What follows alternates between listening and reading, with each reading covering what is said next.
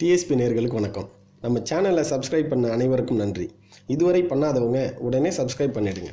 இப்போ நம்ம பிரியமானவள் சீரியலை பற்றி பார்ப்போம். இன்றைக்கி எபிசோடு ரொம்ப சுவாரஸ்யமாகவும் நேயர்களோட நாடி துடிப்பை கணிக்கிற வகையிலும் ரொம்ப அற்புதமாக கொண்டுட்டு போயிருந்தார் டைரக்டர். அது என்னென்னா, உமா செய்து கொடுக்கிற இந்த சத்தியத்தை தடுத்து நிறுத்தின பிரபா நந்தினி மற்றும் அவரது மொத்த குடும்பம் செய்த சூழ்ச்சி சதி வேலைகள் அனைத்தையும் ஒன்று விடாமல் உமா கிட்ட சொல்கிறான்.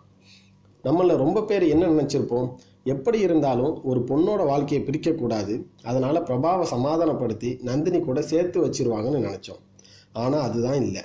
இதுவரை முடிந்த 755 எபிசோடில் நம்ம யாருமே பார்க்காத ஒரு உமாவைத்தான் இந்த எபிசோடில் பார்த்தோம்.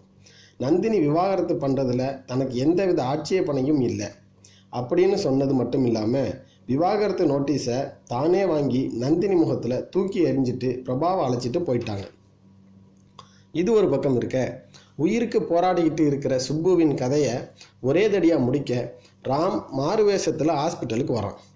தாம் பாக்கெட்டில் இருந்த கத்தியை எடுத்து அதில் பாம்பு விஷத்தை தடவி சுப்புவை நோக்கி எரிய குறிப்பாக்குறான். சரியான சமயத்தில் தூரத்துலேருந்து பார்க்குற ரத்னம் சார் அவனை நிறுத்த சொல்லி சப்தமிடுறாரு. அதோட எபிசோடு முடிஞ்சது. இனி என்ன நடக்கும்னு பார்ப்போம். விஷம் தடவின கத்தியை ராம் சுப்பு மேலே எரிஞ்சிடுவான். அதனால் உயிருக்கு போராடிக்கிட்டு இருக்கிற சுப்பு மரணம் அடைஞ்சிடுவான். ராம் அங்கிருந்து தப்பிச்சு ஓடிடுவான். ஏன்னா அது மாதிரி தான் இது வரைக்கும் உள்ள எபிசோடில் நடந்திருக்கு. ஒரே ஒரு நேர்மையான போலீஸ் அதிகாரி அவரை எப்பவும் அவமானப்படுத்துவது தான் நம் டைரக்டர் சார் தொடர்ந்து பண்ணுற விஷயம். எனக்கு என்ன சந்தேகம்னா, இந்த ஏசி ரத்னம் என்ன தப்பு பண்ணார்? செட்டில் ஒருவேளை டைரக்டரோட சண்டை போட்டாரா? அவரையே குறி வச்சு தாக்கிட்டு இருக்கிற மாதிரி தெரியுது. ஆனாலும் டைரக்டர் சார், இந்த ஆடியன்ஸ் ரொம்ப பாவம்.